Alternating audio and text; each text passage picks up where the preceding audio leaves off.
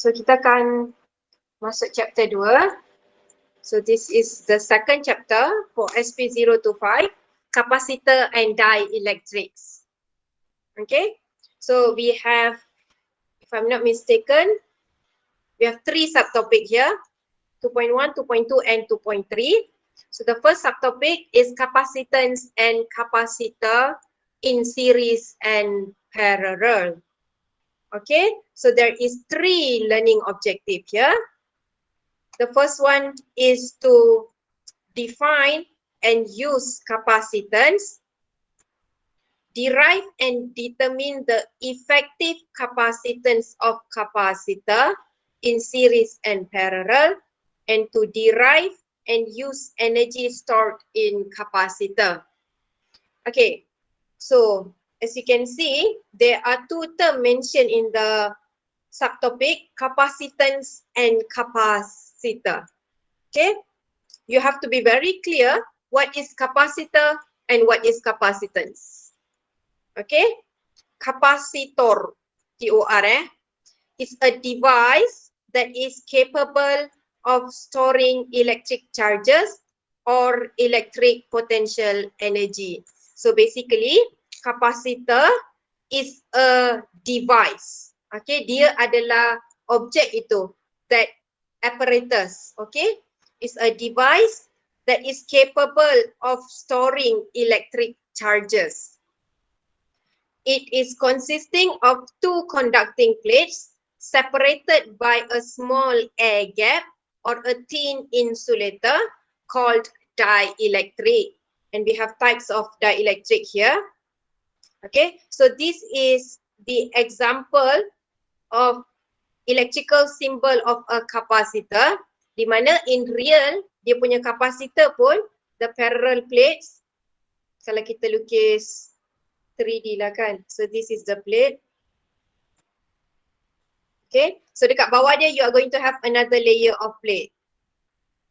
Okay, dekat bawah sini kita akan ada another layer of plate.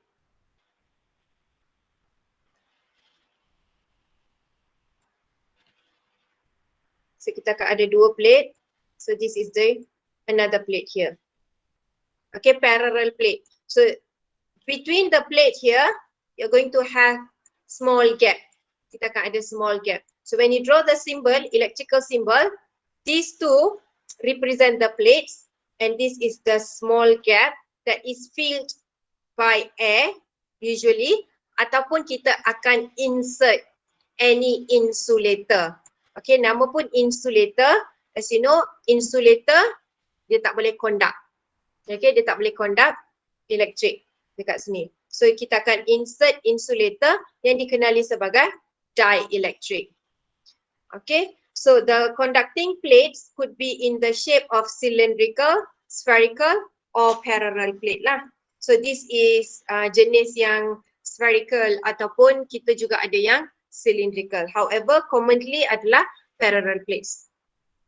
Okay, so this is capacitor. So capacitance. Okay, capacitance, we have symbol C to represent capacitance. It is the ability of a capacitor to store charge measured by the unit capacitance. Okay, so ability of a capacitor to store the charge is what we call as capacitance. So, dia 2 benda. Satu adalah the device, satu lagi adalah the ability to store the charge. The more charge you keep in that, you are going to have high capacitance. Okay, so capacitance adalah the amount of charge ataupun how much charge you can store in that device yang kita panggil capacitor.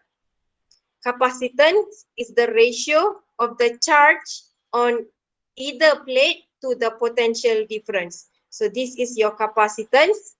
C. Q here is the charge of one plate, because both the plate they are going to keep the same amount of charge but with different sign. One is positively charged, another one is negatively charged. For an example, this is positive 50 coulomb this is negative 50 coulomb. Okay, so each plate is going to store 50 coulomb positive and negative dekat sini. Okay, so when you want to calculate, the Q here is the charge on one plate sahaja. Okay, one plate on either plate divided by the potential difference across the plate. So across this plate, kita akan ada potential difference. Konsep dia dekat sini very similar to the parallel plates that you studied in chapter 1, 1.4. Kita ada jumpa parallel plates. You have parallel plates, positively charged, negatively charged, and then we have electric field line. Pasti kita akan ada potential difference. Okay, you can remember you had E is equals to delta V over D, where this is the electric field between the plates. So sekarang, this one is basically your capacitor.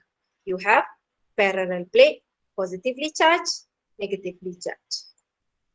Okay, kita akan ada potential difference between the plate. Konsep dia sama dekat sini.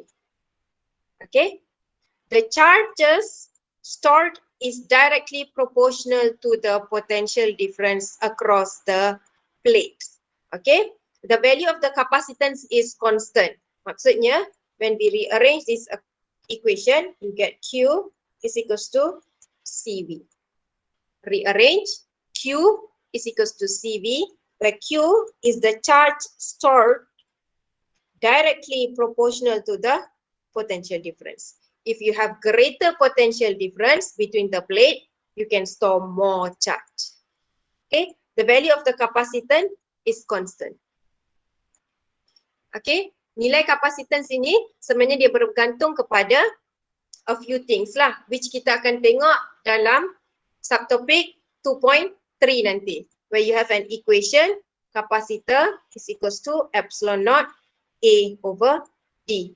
This one is the permeability of the free space, area of the plate divided by the distance of the plate. So bila kita nak buat sesuatu capacitor, you have to consider if you want the capacitor to have higher capacitance, you have to make sure you build the capacitor with sufficient area and the distance between them smaller. Baru kita akan dapat C yang besar. Tapi kalau kita nak kapasitor itu to just hold a small amount of charge, kita nak capacitance dia kecil, kita jadikan area dia kecil, distance between the plate besar.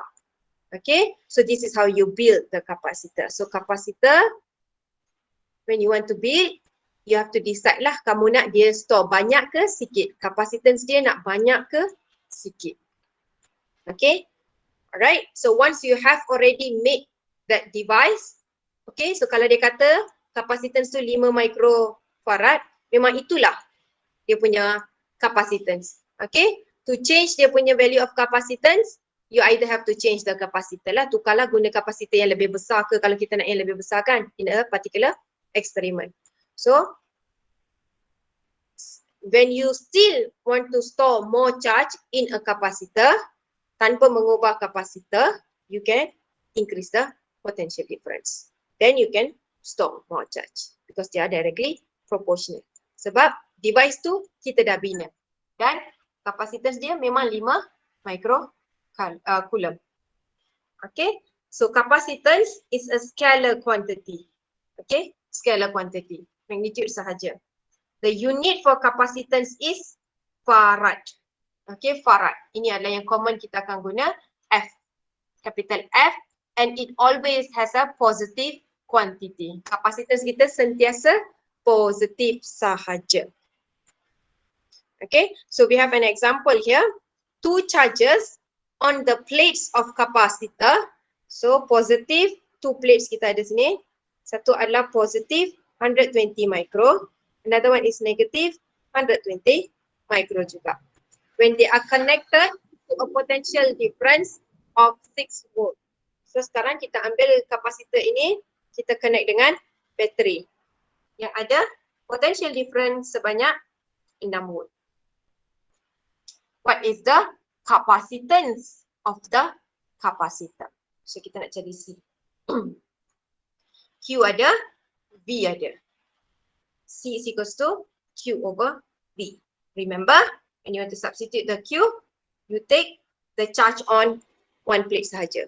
Ini dia bagi tahu in terms of each plate. Selalunya, generally in the question, dia akan terus cakap the charge on the plate of a capacitor ataupun the charge on capacitor adalah 120 microcoulomb. Dia takkan cakap positif negatif. Dia terus bagi tahu satu plate boleh simpan berapa. So we'll simply take the value. So it is 120 micro divided by 6. Tekan calculator, we can get the answer. Alright, soalan B ni, I would like you guys to try. Okay, so next, effective capacitance of capacitor in series and parallel. Okay, when you have capacitor, you know you are going to store charge. Okay, sometimes you only require to store a small amount of charge, and let's say you have capacitor yang besar. Okay, your capacitor can store more charge. So what you do is, just because you want to store less than whatever that particular capacitor can store, so apa kita buat adalah kita akan cuba connect dia beberapa capacitor in series ataupun parallel. Okay, the reason kita connect capacitor in series ataupun parallel is either to get a greater value of capacitor in a device ataupun a smaller value. Okay, contoh kamu cuba nak build telefon bimbit lah, your phone, your handset dekat sini, handset kamu akan ada capacitor juga sebab dia store charge. Kamu tengah charging phone, betul tak? Masukkan plug, kamu charge, lepas tu tanpa that cable you remove, you can use your phone because you have already stored the charge. Okay, alright, salah satu device yang bantu untuk phone kamu digunakan tanpa that cable itu dekat sini adalah because you have capacitor. Okay, you store the charge. Okay, some devices, they do not use only one capacitor, dia akan guna banyak. It's either to increase the amount of charge you want to keep or to decrease. Kalau kita nak charge yang lebih banyak, kita akan letak beberapa capacitor in parallel. You keep them in parallel. When you want capacitance with a lesser value, you join a few capacitance in series. Okay, kenapa? Kejap lagi kita akan tengok when you derive that effective capacitance. Okay, somebody mention dekat sini power bank. Yes, power bank pun guna konsep yang sama. Kita akan ada capacitor dekat dalam tu. Alright, so we have capacitor 1, 2, 3 capacitor dekat sini. Kita ada 3 capacitor and you connect this capacitor in series. Maksud series adalah you connect them next to each other where, contohlah cara kita nak differentiate dia adalah current yang akan masuk satu capacitor akan sama dengan current yang akan masuk another capacitor. Contoh, you have a battery here. Okay, current akan datang dari sini, dia akan naik ke atas, dia akan pergi sini. Whatever current that enters this capacitor is going to come out and enter the second capacitor. Keluar, masuk capacitor yang ketiga. And then current itu akan datang balik sampai ke sini. So maksudnya current tak putus. Itu maksud series. Ini cara kita nak bezakan dia. When you connect 3 capacitance in series, each capacitance akan store charge. Sebab current datang, dia give the supply, you're going to store the charge. Proses macam mana dia store charge, nanti kita akan tengok. Okay, so each plate akan ada charge dia sendiri. Kita akan ada Q, kita panggil ni Q1 because capacitor 1, Q2 and Q3. Okay, and then sebab dia ada C dan juga Q, capacitance ada, charge ada, dia akan ada potential difference juga. Dia akan ada potential difference across each capacitor. So setiap capacitor dia kena ada capacitance dia sendiri, charge dia sendiri dan juga potential difference dia sendiri. Okay, right. Let's say kita cakap satu kapasitans ini nilai dia adalah 1 microfarad. And they have the same value. Yang kedua pun sama, yang ketiga pun sama. All these 3 capacitor has the same value.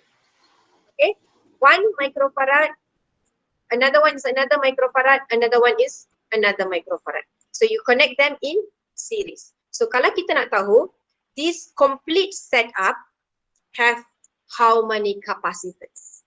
Okay, so maksudnya kita nak kena cari the equivalent capacitor. Maksudnya the effective capacitance for combination of all these 3.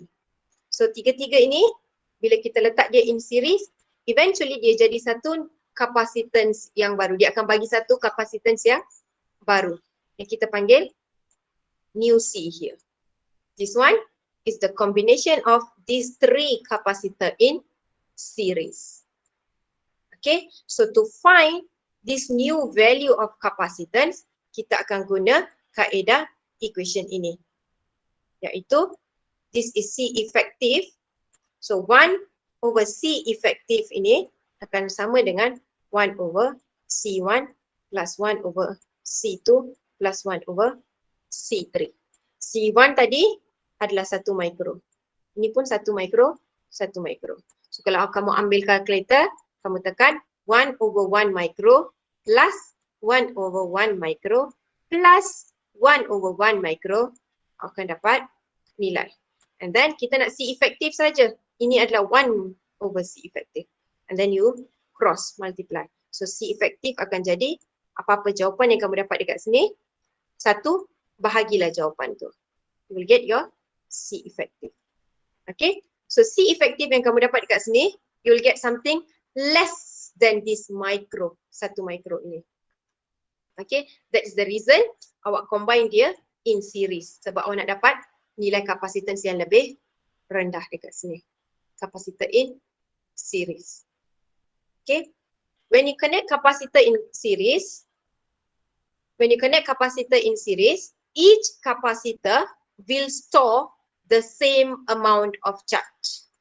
Okay, mereka akan simpan charge yang sama. Maksudnya, charge across kapasitor 1 sama dengan yang kedua, sama dengan yang ketiga. Ini memang syarat untuk kapasitor in series. This one. The total charge, whatever you supply secara overall, dekat sini, untuk C effective ni, akan sama dengan whatever charge this individual kapasitor cap. Okay, setiap satu kapasitor ini akan mempunyai charge yang sama. Dan charge ini sama dengan Q effective ini. Okay, and then you connect these 3 capacitor across a battery dekat sini yang ada potential sebanyak V. Okay, potential yang ada ni dia akan diberi kepada setiap satu kapasitor. Not the equal amount. It could be depends on the calculation kita lah. So tak semestinya dia bahagi sama rata, tapi dia akan bahagi kepada 3 kapasitor ini. So when you take the potential across kapasitor 1, you plus with the potential across kapasitor 2, and then you plus with the potential across kapasitor 3, you will get the total potential, iaitu this one. So whatever you had from the battery has to be given to all 3 kapasitor. So contoh kalau ada 10 dekat sini, 10 volt, mungkin ini ada 2 volt, ini ada 6 volt, 26 dah 8. Remaining 2 volt goes to here. Dia akan bagi kepada semua. So when you sum all this potential across each capacitor, you akan dapat the total potential. Ini when they are connected in series.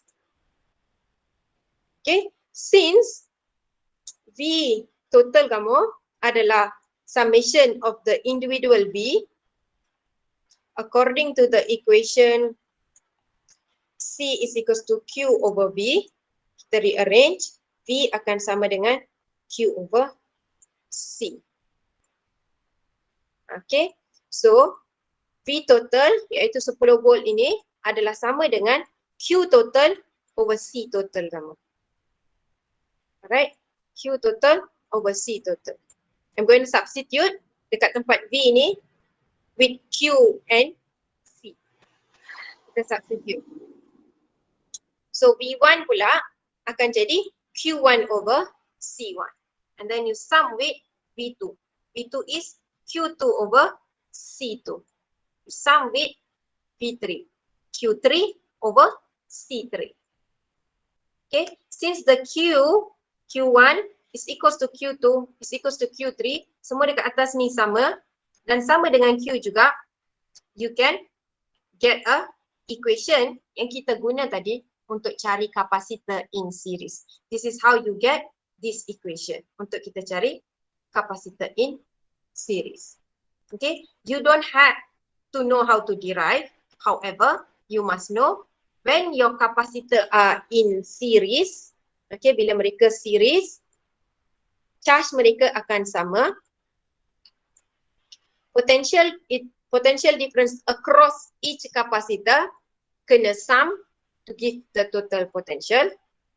And then to find C effective, kena guna this equation. Okay, you can also connect the capacitor in parallel. Okay, contoh awak nak satu device ni require 3 microfarad. Okay, you require a device that has a capacitor of 3 microfarad. Tapi kamu hanya ada kapasitor yang mempunyai nilai sebanyak 1 microfarad saja. 1 micro, 1 micro, 1 micro. This is what you have. But you need 3 microfarad. So apa kamu buat adalah kamu ambil, you connect them in parallel. Okay, you connect them in parallel. Macam mana nak tahu dia in parallel ataupun tidak? Awak tengok. Current yang datang sampai ke bucu sini, what happen? The current split. So bila current split, current akan naik ke atas lalu kapasitor ini. Dan dia tak lalu kapasitor lain. So maksudnya different capacitor have different current. Okay, so bila dia tak ada current yang sama, they are from different current, they are in parallel. Mereka parallel. So for parallel capacitor, kita tambah sahaja mereka untuk dapatkan C effective yang baru. So when you have 3 capacitor in parallel, it is equivalent to, dia sama dengan satu kapasitor yang baru dengan nilai yang baru, iaitu 3 microfarad. You take this one plus with this one plus with this one, you get a total of 3 microfarad tadi. Okay, so bila untuk kapasitor in series ada syarat charge dia sama, untuk untuk kapasitor in parallel pula potential dia akan sama.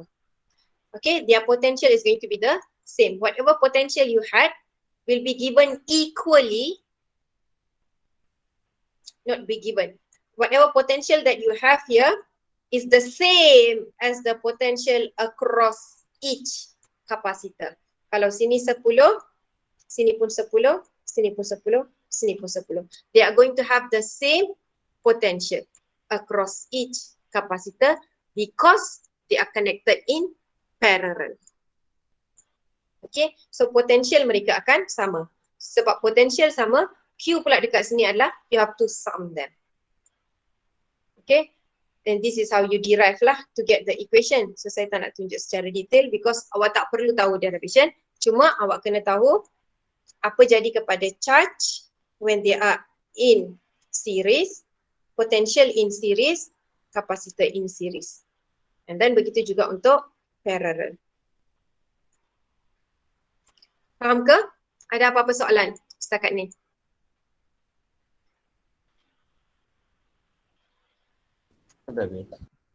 Okey, selalunya apa yang akan jadi adalah dia akan suruh cari the effective capacitance. Maksudnya dia letak kapasitor either in series atau parallel ataupun dia combine. Dia suruh cari effective capacitance. So awak kena guna equation yang bersesuaian. If in series, guna yang series.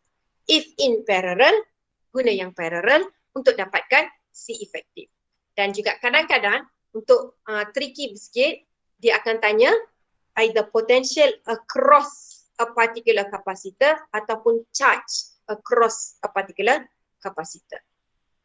Okay, so whenever you have question on capacitance, contoh macam ni lah, example 2, kalau kamu tengok kita ada 4 kapasitor. Kita panggil ini C1, C2, C3, C4. You have 4 kapasitor connected. Ini dia tak tunjuklah sambungan dia. Selalunya dia akan connect kepada to the source. Contoh ini source kita lah. Ini V kita. Ada source, power supply. Kat sini. Alright.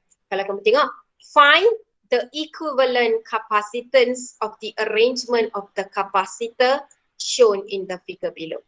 Maksudnya, dia suruh cari C efektif. Maksud C efektif dekat sini adalah you want to simplify this whole circuit untuk jadi, ini power supply kamu, you only want one capacitor with the equivalent value, yang paling last. Kita nak tahu apa nilai ni. Okay, so for that, apa yang kita kena buat adalah kita kena simplify the circuit. Kita kena simplify the circuit. Maksudnya, awak kena modify menggunakan dia punya series parallel knowledge untuk hilangkan 1, 2, 3, 4 ini menjadi 1. Okay, you are going to remove all this and make sure they become a new capacitance dekat sini. Okay, cara kita nak buat dia adalah you have to simplify them first. Simplify daripada yang selalunya susah ataupun jauh daripada power supply. Okay, since the power supply is here, ini power supply kita. Nak kata jauh daripada power supply, ini yang paling jauh. Okay, ini yang paling jauh. Okay, so you're going to choose this one. Kita nak simplify yang ni. So bila kita nak simplify, you have to simplify one capacitor with another capacitor. Kita ambil satu, kita permudahkan dia bila kita gabungkan dia dengan another capacitor. To make it simpler. Okay, boleh simplify 2 ataupun 3 terus. It depends on how they are connected. Okay, tapi perlu ada minimum 2. Kalau satu je tak payah simplify dah lah. Faham ke? So you're going to start with this one. Okay, so sekarang untuk memudahkan, saya akan guna teknik ni lah. Saya akan cakap kita pilih direction of current kalau tak diberi. Contoh dalam ni dia tak bagi tahu bateri dekat mana kan. So kita let's say the current flow from here. Current datang, current naik atas, current pergi, current pergi, current pergi, current split dekat bucu sini. Okay. So current naik ke atas, current pergi kapasitor ketiga. And then it come back down. And then current pergi kapasitor keempat, dia naik ke atas, dia bertemu balik dekat sini, and then dia patah balik, dah tak ada kapasitor. Betul? So maksudnya, current itu split di antara C3 dengan C4. So kita simplify 2 ni dulu. Kita simplify 2 ni dulu. Okay, kita simplify 2 ni. Okay, bila kita nak simplify 2 ni, kita kena identify these two capacitor connected in series ataupun parallel. Macam mana kita nak tahu dia series ataupun parallel? Saya guna teknik ni juga. Kita tengok current dia. Kita tengok current yang sama akan lalu C3 dan C4 atau current yang berlainan. If the same current, they are in series. If not, they are in parallel. Okay, so kamu tengok current yang datang I masuk C1, I masuk C2. I bertemu dengan junction. Bila dah bertemu dengan junction, dia memang kena split. Sebab setiap kabel tu current kena lalu unless kita tutup kawasan tu. Okay, so current akan lalu atas, current akan lalu bawah. Okay, so current yang masuk tadi I, dia kena split. So ini akan jadi I yang lain, this is another I. So I yang lalu C3 adalah I1 dan I yang lalu C4 adalah I2. It's not the same current. Asas daripada current yang sama. They came from I and then they split. So this part, bahagian sini saja I1, bahagian sini saja I2. Lepas tu dia akan keluar, jadi balik I. Contoh, saya bagi nilai. Ini adalah 2 ampere.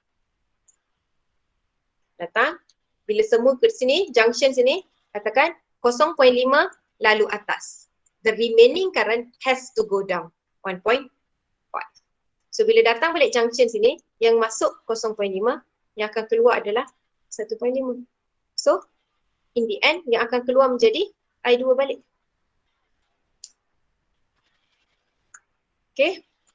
Alright, ini kalau nak senang faham lah. Tapi kalau kamu dah nampak, sekali kamu tengok, kamu tahu C3 dengan C4 ni adalah parallel, you can proceed. Sebenarnya budak tak dapat bezakan. So saya guna teknik untuk tengok current.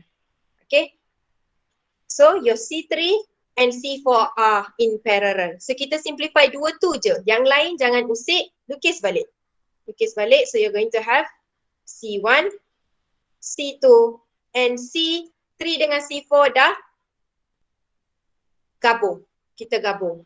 Kita gabung, dia jadi satu kapasitor yang baru kita panggil dia C34. 3 dan 4 kita gabung. 3 dengan 4 ni connected in parallel, betul tak?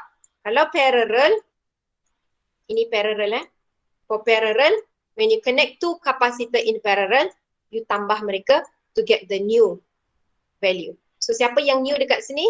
C34. Dia yang baru. So siapa dengan siapa yang kita tambah? C3 dengan C4. So you get 5 plus 4 micro, dapat 9 microfarad. Okay, so now you have 3 kapasitor. Kita tak nak 3, kita nak ada satu je in the end. Okay, kita nak ada satu je. And kalau kamu tengok sekarang, apa yang jadi adalah current yang masuk kapasitor 1 sama dengan kapasitor 2, sama dengan kapasitor 3. Sebab current tak putus, dia tak split. Okay, so they are all in series sekarang. So kita akan gabung tiga-tiga ni, jadikan satu saja. Okay, kita boleh gabung tiga-tiga atau nak buat satu-satu pun boleh. Okay, sekaligus 1, 2, 3, 4. Gabungan 1, 2 dan 3, 4. Okay, so this is your final one. Tinggal satu sahaja. Okay, what you did was you take them in series. Bila series, dia cakap equation dia adalah 1 over untuk cari C efektif. C efektif kita siapa? 1 over C1, 2, 3, 4 tadi. Gabungan semua. 1 over C1 campur 1 over C2. Awak gabung C1, C2 dan C3, 4. Plus 1 over C3, 4. Okay. 1 over, nilai dia adalah 2 micro. Campur dengan 1 over 1 micro. Campur lagi dengan 1 over 9 micro. C34 ini nilai dia. Okay, ini adalah 1 over C1, 2, 3, 4. Ataupun sebab dah tahu ini adalah final, kita boleh tulis dia sebagai C efektif atau C equivalent. Benda yang samalah. So 1 over C equivalent, kamu akan dapat 1 per 2 eksponen negatif 6 campur dengan 1 per 1 eksponen negatif 6 campur dengan 1 per 9 eksponen negatif 6. You should get something like this. Something like this lah. Tapi ini adalah 1 over C equivalent. Kita nak C equivalent sahaja. So pun cross. Letak ini bawa ke atas, ini akan turun bawah. So basically, awak kena 1 bahagi dengan ini untuk dapatkan C equivalent. So 1 divide answer, kamu akan dapat cos. Tekan kalkulator, kamu dapat ni lah. Darab 10 kuasa negatif 7 farad. Kalau kamu tengok dekat sini, dia guna microfarad. So dia ganjak. Micro adalah kuasa negatif 6. Kamu dapat kuasa negatif 7. So ganjak ke depan satu kali. 0.62 microfarad. Sama. Jawapan dia sama dekat sini. Okay, kalau kamu tak percaya, kamu tekan 0.62 eksponen negatif 6, kamu akan dapat 6.2 eksponen negatif 7 juga. So that's the answer. Okay, ada tak apa-apa yang tak faham?